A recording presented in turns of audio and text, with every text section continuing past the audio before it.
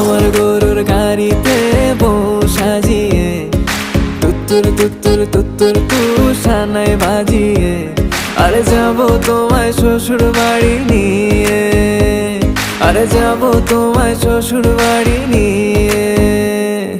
তোমার ভাঙা গাড়িতে আমি যাব না, কারো ঘরের ঘরনি আমি হব না, করব না তো কোনোদিনও বিয়ে। আরে যাবো তোমায় শ্বশুর বাড়ি নিয়ে।